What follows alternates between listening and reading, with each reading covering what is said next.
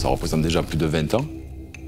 20 ans de vie commune, j'allais dire, quasiment. 20 ans de travail, c'est une introspection de ce qu'on est réellement. À travers l'histoire qu'on raconte, c'est un peu de nous, quoi, à chaque fois. Ouais, et puis pour moi, c'est la parabole de ce qu'est l'humanité aujourd'hui, quoi.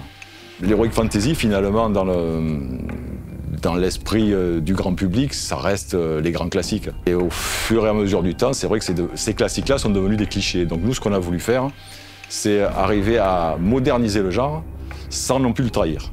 Je pense que c'était une nécessité, un vrai besoin artistique. Dernière Lune, c'est l'endroit où j'aime confronter mes peurs, où je fais aussi beaucoup d'introspection, où je vais discuter la nuit quand il est très tard avec les gobelins et les vermineux aux confins de mon imaginaire. Dernière Lune, c'est une très longue histoire, démarrée il y a plus de 20 ans. C'est une grande famille aujourd'hui avec beaucoup de gens qui sont venus se promener avec nous sur le continent. De par mon âge, vous vous doutez que moi je suis pas arrivé à 20 ans.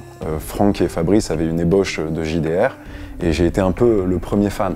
J'ai lu tout le bouquin, je me suis fait à l'univers et j'ai trouvé ça fantastique. Je trouvais que l'univers était singulier, qu'il avait un vrai message et que ce message méritait d'être entendu. Les médisants diront que c'est une sorte d'échappatoire pour me dérober au quotidien. Je crois que j'ai passé plus de temps dans Dernière Lune que dans notre monde à nous.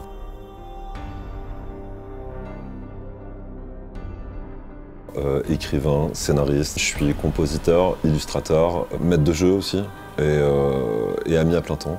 Aujourd'hui, c'est une super équipe de copains. Avec des copains. En fait, j'ai une équipe extraordinaire. Avec des copains. Qui est plutôt très productive et qui avance bien. Il y a Fabrice. C'est quelque chose qui est antédéluvien, c'est une espèce de créature antique en fait qui a connu Adam et Ève tout petit. Il paraît qu'il leur a fourgué la pomme au tout départ. J'ai toujours été le plus vieux. Copain. Avec Franck, on a une sorte de partenariat fraternel. On se complète bien.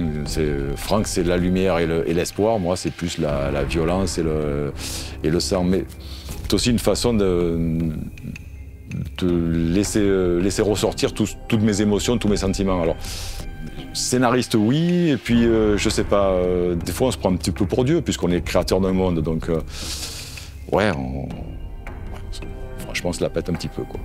Yaelo, le pragmatisme, la rigueur. Je râle pas mal. C'est genre une capacité chez moi innée. J'adore donner mon avis aussi, donc je me mets un peu partout, même là où j'ai pas besoin d'être forcément. C'est pas toujours facile, mais voilà, quoi, c'est hello, quoi.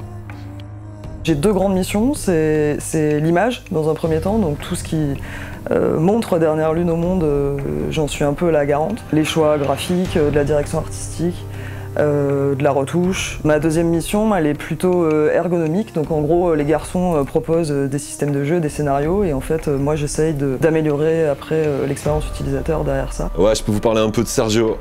C'est lui qui essuie la majorité des plâtres. Souvent j'arrive avec une idée et beaucoup trop d'enthousiasme. Moi mon but déjà, c'est de faire qu'on s'engueule pas. Et j'affronte son pragmatisme. Mec, t'as quand même dit aux confins des ténèbres 600 fois dans 30 pages.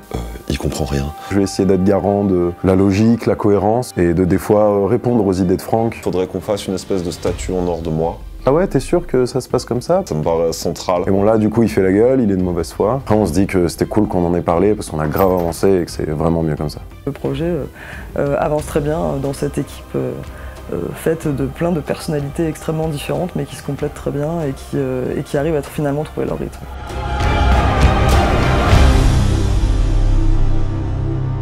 Excuse-moi, Adrien, est-ce que mon ego rentre dans le cadre? Je dézoome un peu. Non, ok.